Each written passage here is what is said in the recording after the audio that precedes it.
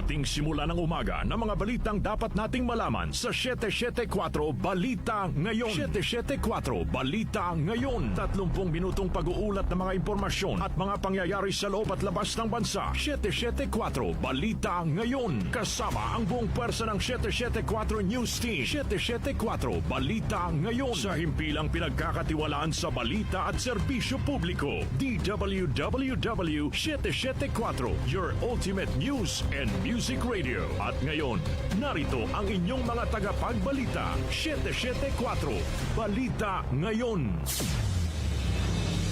774 Balita Ngayon.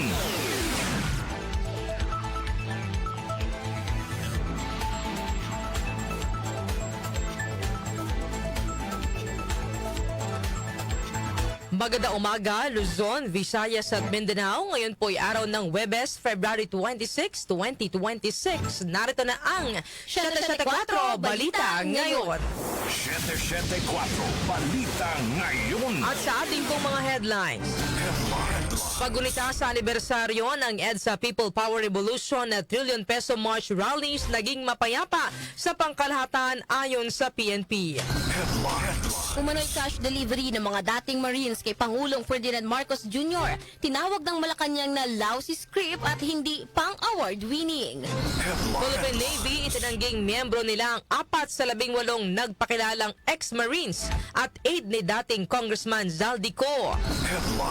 Senator Panfilo Lacson duda sa timing ng paglantad ng 18 dating sundalo na umaming naghahatid ng pera kina dating House Speaker Martin Romualdez, Pangulong Ferdinand Marcos Jr. at sa iba pang politiko.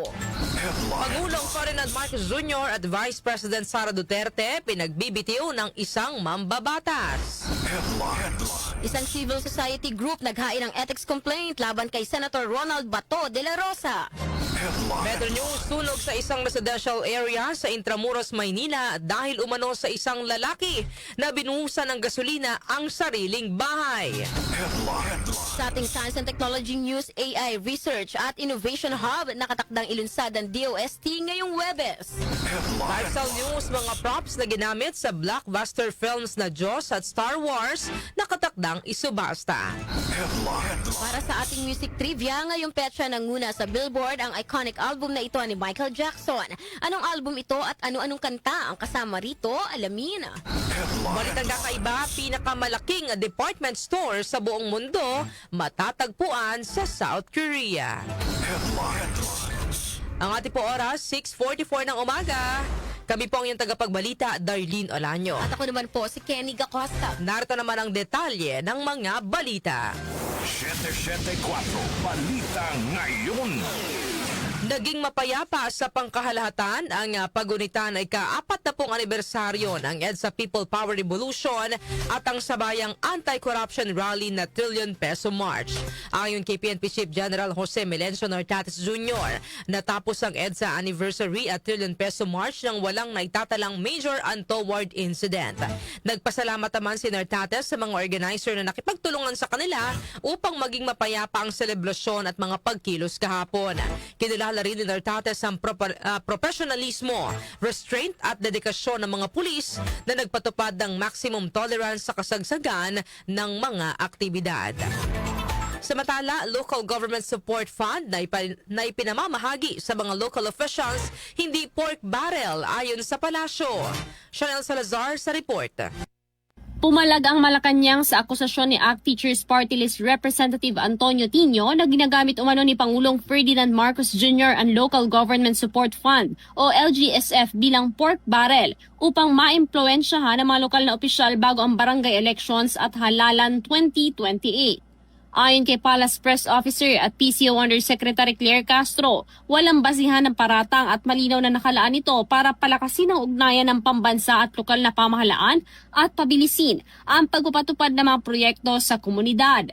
Iginit ni Castro na hindi may tuturing na pork barrel ang pondo dahil layo nitong suportahan ang mga lalawigan, lungsod at munisipalidad upang mas mabilis na maihatid ang serbisyo sa taong bayan. Kailangan po ng pagtutulungan ng national government at ng mga local government units para mas mabilis na maihatid ang serbisyo sa mga nasasakupan. Paano po ito magagawa? Kailangan ng pagtutulungan kailangan ng pondo. Hindi naman po ibig sabihin na bibigyan ng pondo ang ang local government units ay ikukonsidera na ito na pork barrel. Kinakailangan po ng taong bayan ang tulong ng national at ng local governments. Binigyan din pa ng palasyo na sa halip na paninira at pangiintriga, mas kailangan ng bansa ang mga konkretong suhestyon upang matugunan ang mga suliranin ng mamamayan. Sa ilalim ng 2026 national budget, nasa 57.8 billion pesos ang inilaan para sa Local Government Support Fund. Ako si Chanel Salazar ng DWWW 774, your ultimate music radio. Maraming salamat, Chanel Salazar. 774 Balita Ngayon. Samantala, tinawag ng Malacanang na lousy script at hindi pang award-winning ang inilahad ng nagpakilalang 18 dating miyembro ng Marines na umano'y naghahatid ng maleta ng pera sa ilang mambabatas at maging kay Pangulong Ferdinand Marcos Jr. Ayon kay Palace Press Officer Claire Castro, halatang gawa-gawa at walang matibay na ebidensya ang paratang ng grupo, kaya hinto dapat basta paniwalaan. Paulit-ulit na kasinungalingan laban sa Pangulo. Lousy script. Hindi pang award-winning.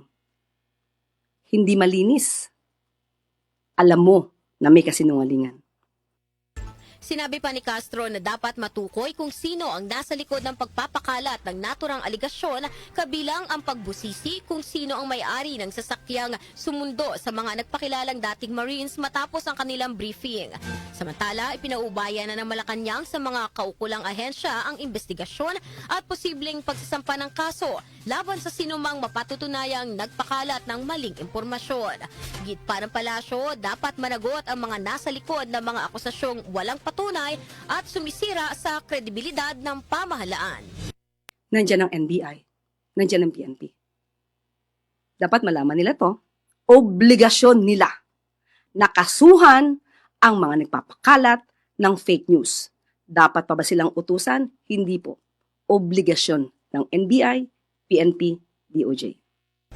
Yan po ang pahayag ni Palace Press Officer at PCO Yusek Claire Castro. Samantala, isa pang balitang mula sa labas ng ating himpilan, records ng 18 dating sundalo na nagsabing naghatid noon ng mali-maletang pera kina dating House Speaker Martin Romualdez, Pangulong Ferdinand Marcos Jr. at sa iba pang opisyal, inaalam na ng Philippine Navy. Conde Batak sa detalye. Sumulat si Senate President Pro Tempore Ping Lacson sa Philippine Navy para masilip ang records ng 18 dating sundalo na lumantad at umaming naghatid ng mali-maletang pera kina dating Speaker Martin Romualdez, Pangulong Bongbong Marcos at sa iba pang mga politiko. Questionable para kay Lacson ang ilang pahayag ng mga dating sundalo, partikular ang sobrang computation na pagde-deliver nila ng 805 billion pesos na utos ni dating Congressman Zaldico para sa mga politiko. Ayon kay Lacson, may natanggap siyang inisyal na impormasyon na may ilan sa kanila ang hindi totoong sundalo at mga dishonorably discharged. Bilang dating police investigator, nakagawian na niya ang pagkwestiyon sa kredibilidad at reliability ng source. Sinabi ni Lacson na kapag natapos ang verification at evaluation ng mga humarap na dating sundalo, ay posibleng paharapin at ipatawag ang mga ito sa gagawing investigasyon ng Senado. Conde Batak ng DWWW 774, your ultimate music radio. Maraming salamat sa iyong report, Conde Batak. 774 Balita Ngayon. Nilinaw naman ng Philippine Navy na hindi nila miyembro ang 4 sa 18 nagpakilalang dating Marines at umano'y aide ni dating Congressman Zaldico. Ayon kay Navy spokesperson Captain Marisa Martinez, nireview ng Navy ang kanilang official records makaraang lumabas online ang briefing ng mga umano'y dating sundalo. Batayaan niya sa official records, 4 sa mga ito ang kailanman ay hindi naging miyembro ng Philippine Navy o ng Philippine Marine Corps. Sinabi pa ni Martinez na karamihan din sa nagpakilalang mga dating sundalo ang dishonorably discharged o hindi marangal na napatalsik sa serbisyo habang iba naman ay nagretiro na may good standing. Matatanda ang lumutang noong Martes sa isang press conference ang 18 umano'y dating Marines at inihayag na sila ang nagdala ng pera kina Pangulong Ferdinand Marcos Jr. Jr., Congressman Martin Romualdez at iba pang opisyal ng pamahalaan. 774 Balita Ngayon. Sa kaugnay na balita, duda si Senate President Pro Tempore Panfilo Ping Lacson sa timing ng pagharap ng 18 dating mga sundalo na umami na naging tauhan ni dating Congressman Zaldico at naghatid ng mali-malitang pera kina dating House Speaker Martin Romualdez, Pangulong Ferdinand Marcos Jr. at sa iba pang personalidad. Hinala ni Lacson ang may halong kulay politika at destabilization aspect ang paglantad ng mga dating militar. Sa aligasyon ng mga dating sundalo, nagpahatid si Ko ng $2 million kay dating Senador Antonio Trillanes IV para gastusin umano sa investigasyon ng International Criminal Court o ICC. Puna ng Senador, ang paglantad ng mga dating sundalo ay timing sa confirmation of charges hearing kay dating Pangulong Rodrigo Duterte sa ICC at bisperas ng EDSA People Power. Bukod dito, very symbolic din na sa Club Pilipino isinagawa ang press conference ng mga dating militar na pinagsimulan ng EDSA 1. The timing, parang nakatiming to, bakit yung ICC ngayon na nakapokus? Ang pinoproject doon is napaka-corrupt ng ICC, di ba? Dahil nilagyan ng $2 million, allegedly, through former Senator Trillanes.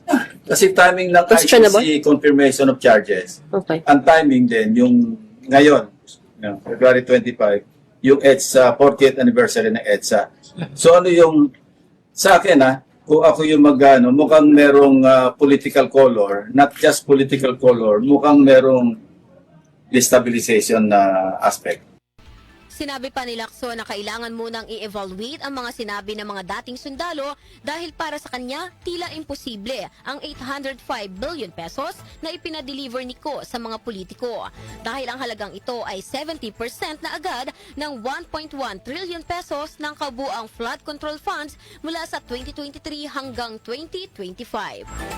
Samantala, umano'y pagtanggap ng mali-malitang pera, mariing itinanggi ng mga dating kinatawan ng Makabayan Bloc. Narito ang report ni Grace Mariano. Mariing pinabulaanan ng mga dating kinatawan ng Makabayan Bloc na sina party list representatives sa Franz Castro ng ACT Teachers, Arlene Brosas ng Gabriela Women's Party at Raul Manuel ng Kabataan na tumanggap sila ng mali-malitang puno ng pera mula kay dating Congressman Zaldico. Giit ni na Castro, Brosas at Manuel, ang nabanggit na malisyosong impormasyon o chismis na ikinakalat sa social media ay isang desperadong hakbang para ilihis ang atensyon ng lahat mula sa seryosong kasong kriminal na kinakaharap ni dating Pangulong Rodrigo Duterte sa International Criminal Court at sa pagsisimula ng impeachment proceedings laban kay Vice President Sara Duterte. Sa isang joint statement ay kanilang binigyang diin na malinaw ang track record ng Makabayan na hindi nagpapayaman sa pwesto. Ipinunto din ng mga dating kinatawan ang timing ng pagkakalat ng nabanggit na imbentong aligasyon para siraan ang lehitimong mga investigasyon laban sa mga Duterte. Ayon sa former Makabayan lawmakers, kitang-kita ngayon ang nakagawi ang Duterte playbook na kapag nakokorner ng mga ebidensya sa kanilang mga krimen at katiwalian ay nag-iimbento ng kasinungalingan at umaatake sa mga nag-aakusa sa kanila. Kumpiyansa sina Castro, Brosas at Manuel na hindi maloloko ng mga Duterte ang mamamayang Pilipino at hindi sila makakatakas sa kanilang pananagutan kahit anong klaseng paghihiganti o kasinungalingan ang kanilang ikalat laban sa mga nagsasalita at lumalaban para sa hustisya at katotohanan. Ito si Grace Mariano para sa DWWW 774, your ultimate music radio. Maraming salamat, Grace Mariano. 774 Balita Ngayon. Samantala, nananawagan naman si House Senior Deputy Minority Leader at Caloocan City Congressman Edgar Erice kina Pangulong Ferdinand Marcos Jr. at Vice President Sara Duterte na magbitiw na sa pwesto. Inihag ito ni Erice sa kanyang pagdalo sa trillion peso march para sa ika-40 anibersaryo ng EDSA People Power Revolution. Ayon kay Erice, nakakadismaya na ang dating unit team na inaasahang susi sa pag-unlad ng bayan ay anli away at anli nakaw na ngayon. Kaya pakiusap ni Erice kung may kahihiyan sila at awa sa bayan ay mainam na bumaba na lang sila sa pwesto. Away na! Ang linakaw pa!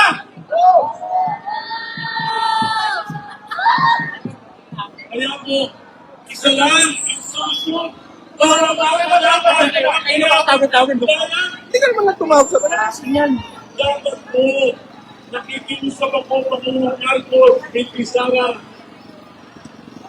Mag-resaya kayo.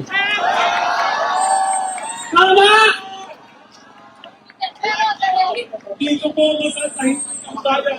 Kung meron pa po kayong hiya, kung meron pa po kayong awa, sa naghihirap na bayan, magbitiw na po kayo. Yan po ang pahayag ni House Senior Deputy Minority Leader at Caloocan City Congressman Edgar Erice. Pagdami ng kaso ng pang-espiya, tutugunan ng law enforcement agencies. Detalye po ihatid ni Angel Garcia.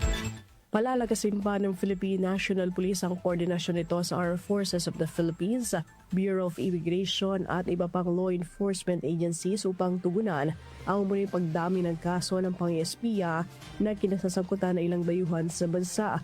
Kasunod dyan, inatasan na rin ni PNP Chief Police General Jose Melencio Nartates Jr.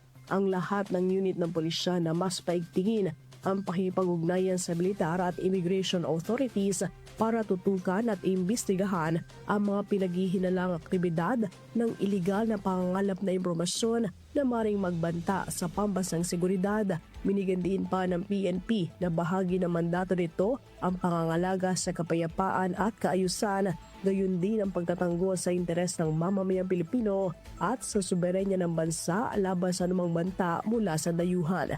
Ang hakbang ay kasunod rin ng ulat ng AFP hinggil sa pagdami ng insidente ng pagkakaaresto sa ilang dayuhan dahil sa hinalang pang-espiya. Angel Garcia ng DWWW 774, your ultimate music radio. Maraming salamat, Angel Garcia. 774 Balita Ngayon. Sa iba pang balita, nagsampa sa Senado ng ethics complaint laban kay Senator Ronald Bato de la Rosa ang civil society group na Huwag Kang Kukurap sa pangunguna ni dating Finance Undersecretary Professor Shelo Magno. Ito ay dahil sa patuloy na pagliba ng senador sa kanyang official duties sa Senado na higit 3 buwan na. Nakasaad sa reklamo na ang patuloy na hindi pagpasok ni de la Rosa sa Senado ay hindi lamang kapabayaan sa kanyang tungkulin, kundi ito ay grave abuse sa pribilehiyo at tiwalang ipinagkaloob sa kanya ng taong bayan bilang senador. Binigyan din pa sa complaint na kapag ordinaryong manggagawa at empleyado ang patuloy na absent sa trabaho, otomatikong walang sahod at kung minsan ay nahaharap pa sa disciplinary action, salary deduction, suspension at termination. Yun po, sana po ay matugunan ito ng Senate Committee, no? At magkaroon ng sanction dahil hindi dapat tinotolerate yung mga ganitong kilos na hindi pumapasok sa trabaho at hindi ginagawa ang tungkulin bilang isang senador. Ihiling po natin na kung talagang hindi magpapakita sa Senator Bato, dapat isuspend yung bayad at ang sweldo sa kanya. Kasi hindi naman maaaring nagbabakasyon ka. Kung nagbabakasyon nga siya pero patuloy na sumusweldo, no? Ito ay pagwawaldas ng pera ng taong bayan. Umaasa si Magdo na agad na aaksyonan ng Senate Committee on Ethics ang reklamong inihain laban kay De La Rosa at mabibigyan ng parusa ang senador. Samantala, mga programa para sa senior citizens pinalakas ayon kay Commissioner Maria Merceditas Gutierrez. Gina Mape sa report. Pinaitim ng National Commission of Senior Citizens o NCSC ang mga programa para sa mga nagkakaedad o senior citizens ng bansa sa forum ng National Press Club.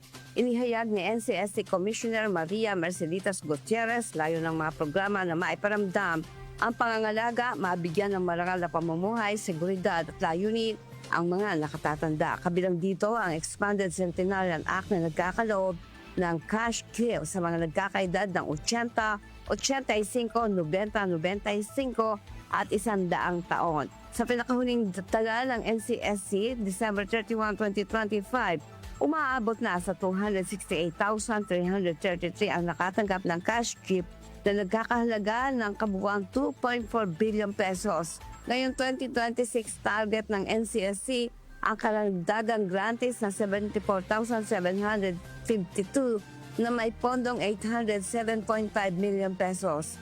Maliban sa cash gifts, pinalakas na rin 15 senior citizen centers kung saan magkakaroon ng libangan, livelihood at iba pang aktibidad na nagsusulong ng aktibong pagtanda, social engagement at maayos na kalusugan. Inilunsad rin ang Digital National Senior Citizen ID na sa pinakahuling report ay meron ng mahigit 1.06 na milyon o 1.06 million na senior citizen ang gumagamit na ng digital ID. Ako si Gina Mape ng DWWW 774, your ultimate music radio. Maraming salamat, Gina Mape. 774 Balita Ngayon. Ang ating po oras, alas 7 ng umaga, kami pa rin po ang inyong tagapagbalita, Darlene Olanyo. Ako naman po si Kenny Gacosta. 774 Balita Ngayon. Metro News. Metro News. Sumiklab ang malawakang sunog sa isang residential area sa barangay 655 sa Intramuros, Maynila. Batay sa ulat, nagsimula ang sunog matapos sumunong buhusan ng gasolina ng isang lalaki ang kanyang sariling bahay dahil sa selo sa asawa. Ayon kay barangay 655 Chairman Johnny Yakub, kalalabas lamang ng lalaki sa kulungan matapos magpiyansa gabi bago ang insidente.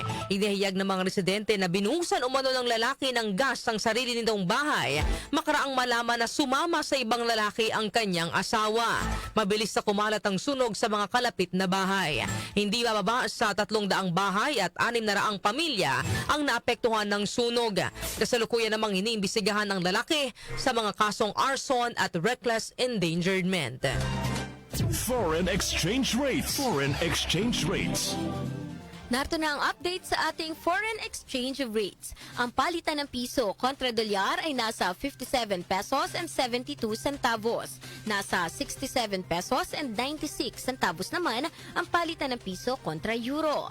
Habang ang British pound ay nasa 77 pesos and 87 centavos. Ang palitan naman ng piso kontra Saudi Riyal ay nasa 15 pesos and 39 centavos, habang ang Japanese yen ay nasa 37 centavos. Lotto results. Lotto results. Update naman po tayo sa resulta ng Lotto. Ihatid po sa atin ni Jonah Bakiran. Jonah! Narito na ang mga lumabas na winning combination sa Grand Lotto 655 na binola kagabi February 25. 23, 17, 52, 4, 34 at 27, kung saan naabot sa 45 million pesos ang papremyo. Ang bola naman sa Mega Lotto 645 ay ang 40, 3, 25, 15, 22 at 2, kung saan ang jackpot prize ay aabot sa 15 million pesos. Wala namang nakapag-uwi ng nasabing mga papremyo. Ako po si Jonah Bakira na nagsasabing huwag lang umasa sa bola, tumaya sa buhay para maka-jackpot ka ng tagumpay. Maraming salamat, Jonah Bakiran. Science and technology. Science and technology. Para naman sa ating Science and Technology News, AI Research at Innovation Hub nakatakdang ilunsad ng DOST ngayong araw. Detalye ihahatid ni Rosemay Miranda. Ilulunsad ng Department of Science and Technology ang National Artificial Intelligence Center for Research and Innovation o NAICRI ngayong araw, kung saan ipapakita rito ang mga operational AI platform at tool na binuo ng DOST, pagsasama-sama ng AI research at computing infrastructure. Ang ilan sa mga innovation na ito ay kinabibilangan ng NAIRA o Nexus for AI Research and Applications, DIMER o Democratized Intelligent Model Exchange Repository at iTanong. Sa NAIRA, pinagsasama-sama ang access sa mga computing resources, AI model at deployment tool para sa mga ahensya ng gobyerno, mananaliksik at micro, small and medium enterprises. Sa kabilang banda, ang DIMER ay maaaring gamitin para sa pagtatayo at pagde-deploy ng mga model para sa agrikultura, disaster detection at traffic analysis sa mga ahensya ng pamahalaan. Ang iTanong naman ay isang natural language interface na nagbibigay daan sa mga user na hanapin ang komplikadong organization data gamit ang wikang Filipino.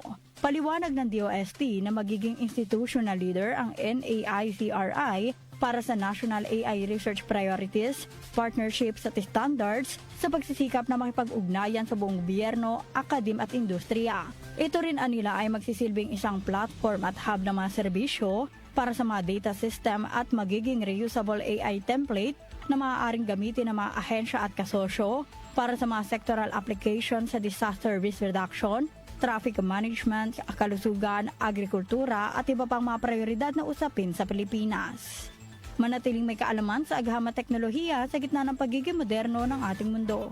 Ako si Rosemary Miranda, ng DWWW 774, Ultimate Music Radio. Maraming salamat sa iyong Science and Technology News, Rosemary Miranda. Lifestyle News. Lifestyle News. Sa atin namang lifestyle news, mga props na ginamit sa blockbuster films na Jaws at Star Wars nakatakdang isubasta. Detalye po ihatid ni Mika Fajardo. Kabilang sa migit 1,500 ng mga film at television memorabilia na ibebenta sa Propster Entertainment Memorabilia Live Auction, ang harpoon gun na ginamit sa blockbuster film na Jaws ni Steven Spielberg at isang light-up C-3PO head mula sa Star Wars The Empire Strikes Back. Gaganapin sa March 25 hanggang March 27 sa Los Angeles ang auction, kung saan kasama din ang mga item mula sa mga classic films tulad ng The Terminator at Gladiator. Naunang item sa auction ang ulo ng humanoid C-3PO na may tinatayang halaga na $350,000 hanggang $700,000, habang ang harpoon gun na ginamit ng mga karakter na sina Quint at Matt Hooper sa shark thriller na Jaws na nagdiwang ng ika-50 anibersaryo nito noong nakaraang taon ay may tinatayang presyo na $250,000 hanggang $500,000 at ang fishing rod ni Quint ay nasa tinatayang $75,000 hanggang $150,000. Kabilang din sa isusubasta ang jacket ni Arnold Schwarzenegger mula sa The Terminator, mga helmet mula sa Gladiator at isang Marauders map mula sa Harry Potter and the Prisoner of Azkaban na may tinatayang nasa $40,000 hanggang $80,000. Ako po si Mika Fajardo ng DWWW 774, The Ultimate Music Radio. Maraming salamat, Mika Fajardo. Music Trivia. Music Trivia. Para naman sa ating music trivia, ngayong petsa na ito, February 26 taong 1983, nanguna sa Billboard Album Chart ang Thriller album ni King of Pop Michael Jackson. Ang Thriller na 6th studio album ni Jackson ay nirelease noong November 29, 1982 sa ilalim ng Epic Records. Produce ito ng kilalang Hollywood music producer na si Quincy Jones. Ang Thriller album ay isang pop, post-disco at R&B type of music, habang ang theme naman nito ay umikot sa paranoia, romance at social consciousness. Ang naturang album ang nagmarka sa pagiging creative at naging commercial breakthrough ni Jackson bilang solo artist, kung saan tumagal ito ng 37 hindi magkakasunod na linggo sa number 1 spot. Nagtala rin ng record ang Thriller album matapos na pumasok ang mga kanta na bahagi nito sa top 10 hits ng Billboard Hot 100 at nakapag-uwi ng 8 Grammy Awards, kabilang ang Album of the Year at Record of the Year para sa kantang Beat It, habang nakapagtala rin ito ng record-breaking na 8 American Music Awards. Ilan pa sa bahagi ng Thriller album ang mga awiting Billie Jean, Human Nature, The Girl Is Mine at ang kantang may kaparehong titulo sa album, Thriller. Hanggang sa kasalukuyan, ang Thriller album ni Michael Jackson ang kinikilala bilang world's best-selling album of all time. Balitang Kakaiba. Sa atin naman pong balitang kakaiba, pinakamalaking department store sa buong mundo matatagpuan sa South Korea. Detalye po ng balitang kakaiba ihatid sa atin ni Doc Justin. Good morning! Yes, good morning mga kanyosek. Darito na ating balitang kakaiba ngayong araw na ito. Nananatiling hawak ng Sensei Centrum City sa Busan, South Korea ang world record bilang pinakamalaking department store sa buong mundo. Naagaw ng Sensei ang titulo mula sa Macy's ng New York noon pang 2009. Ayon sa ulat, mayroong 16 na palapag ang Sensei Centrum Department Store na halos imposible pang matapatan sa ngayon. Hindi lamang ito simpleng bilihan ng mga produkto dahil bukod sa halos 700 na mga tindahan ay naglalaman din ang higanting shopping complex ng napakaraming pasilidad na hindi karaniwang nakikita sa isang lugar. Kabilang dito ang art galleries, isang malawak na ice rink at golf course na may 60 teed driving range. Mayroon din itong mga sinihan, isang tradisyonal na Korean bathhouse, isang office tower at isang pampublikong parke na may temang dinosaur at pirata. Ayon sa management, lubhang napakalawak ng lugar kaya aabutin ng ilang araw upang ganap na malibot at makita ang kabuuan nito. Ayan, mas maganda yung gano'n, kumbaga parang one-stop shop. Ano na lahat, hindi mo na kailangan lumabas pa. Talagang kung meron kang kailangan, doon mo na puntahan. Isang lakad na lang tipid na sa pumasahin din na maglipat-lipat kung saan establishment, pero talaga naman, kailangan mong maglaan ng oras. Kagaya ng mga plano natin sa buhay, kailangan natin silang paglaanan ng oras. At yung oras ay mahalaga, kaya ilaan natin ang oras sa mga tamang bagay, tamang tao. Para walang pagsisisi sa bandang huli. Okay, ang ating balitang kakaibang araw na ito. Kung si Doc Justin, just out na ko. Thank you. Maraming salamat, Doc Justin, sa ating balitang kakaiba. Bago po tayo magtapos sa ating balitaan, ito muna ang ating katanungan. Ngayong araw po ng Thursday, ang ating topic na bibigyan po ng opinyon.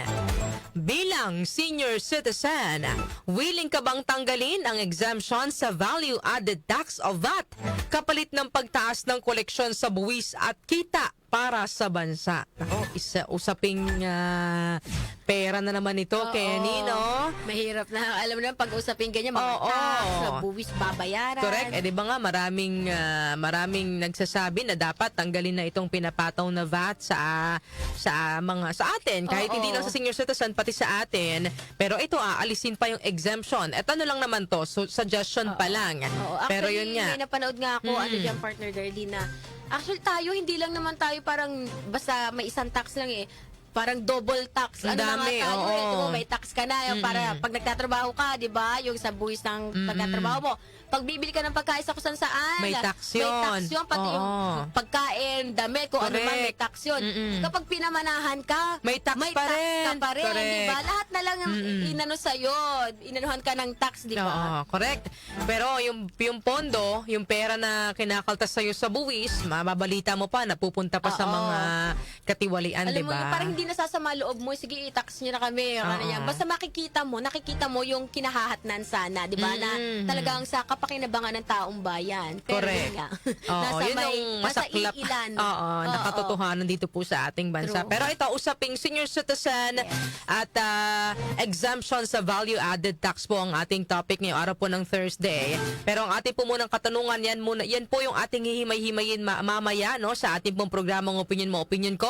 Pero ang ating munang katanungan, bilang isang senior citizen, willing ka bang tanggalin ang exemption sa value-added tax of VAT kapalit ng pagtaas ng koleksyon sa buwis at kita para sa bansa? So meaning yung kung tatanggalin yung exemptions, magbabayad na rin po kayo ng value-added tax of VAT, no? Sisingilin na rin po kayo ng VAT.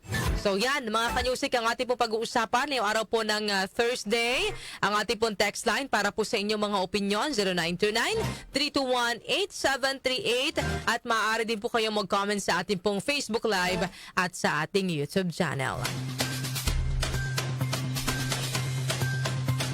Inyo pong narinig ang mga may init na balita ngayong araw po ng Huwebes, February 26, 2026. Kami po ang inyong tagapagbalita, Darlene Olanyo. Ako naman po si Kenny Gacosta. At napasa inyo ang 774 Balita Ngayon. 774 Balita Ngayon.